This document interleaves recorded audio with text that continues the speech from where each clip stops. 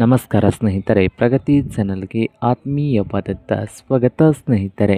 ಇಂದಿನ ಈರುಳ್ಳಿಯ ಮಾರುಕಟ್ಟೆಯ ಬೆಲೆಯನ್ನು ನೋಡ್ಕೊಂಡು ಬರೋಣ ಸ್ನೇಹಿತರೆ. ಹೊಸದಾಗಿ ಯಾರು ಯೂಟ್ಯೂಬ್ ಚಾನಲ್ ನೋಡ್ತಾ ಇದ್ದರೆ ಚಾನಲನ್ನು ತಪ್ಪದೇ ಸಬ್ಸ್ಕ್ರೈಬ್ ಆಗಿ. ನಾವು ಪ್ರತಿದಿನದ ಬೆಲೆಗಳ ಅಪ್ಡೇಟ್ ನೀಡ್ತಾ ಇರ್ತವೆ, ಚಾನಲನ್ನು ತಪ್ಪದೇ ಸಬ್ಸ್ಕ್ರೈಬ್ ಆಗಿ. ಇಂದು ಈರುಳ್ಳಿಯ ಬೆಲೆಯನ್ನು ನೋಡಿಕೊಂಡು ಬರೋಣ ಬನ್ನಿ ಸ್ನೇಹಿತರೆ.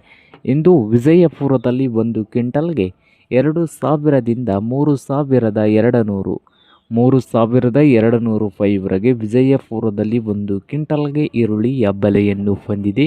ಹಾಗೆ ಪುಣೆ ಮಾರ್ಕೆಟ್ನಲ್ಲಿ ಒಂದು ಕ್ವಿಂಟಲ್ಗೆ 1,000 ರೂಪಾಯಿದಿಂದ 3,500, 1,000ದಿಂದ ಹಿಡ್ಕೊಂಡು 3,500 ರೂಪಾಯಿವರೆಗೆ ಪುಣೆ ಮಾರ್ಕೆಟ್ನಲ್ಲಿ ಒಂದು ಕ್ವಿಂಟಲ್ಗೆ ಉತ್ತಮ ಕ್ವಾಲಿಟಿಯಲ್ಲಿ ಇರುವಂಥ ಈರುಳ್ಳಿಯ ಬೆಲೆಯನ್ನು ಹೊಂದಿದೆ.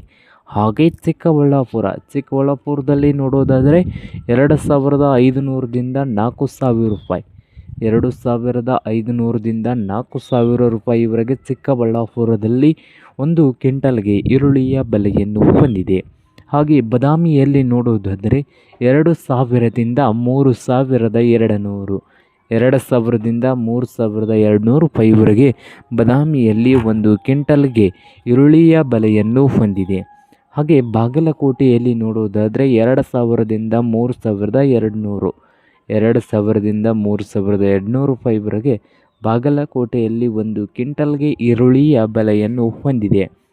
ಹಾಗೆ ಹುಬ್ಬಳ್ಳಿಯಲ್ಲಿ ನೋಡೋದಾದರೆ ಒಂದು ಕ್ವಿಂಟಲ್ಗೆ 2,000ದಿಂದ 3,400 ರೂಪಾಯಿ, 3,400 ರೂಪಾಯಿವರೆಗೆ ಹುಬ್ಬಳ್ಳಿಯಲ್ಲಿ ಒಂದು ಕ್ವಿಂಟಲ್ಗೆ ಬೆಲೆಯನ್ನು ಹೊಂದಿದೆ.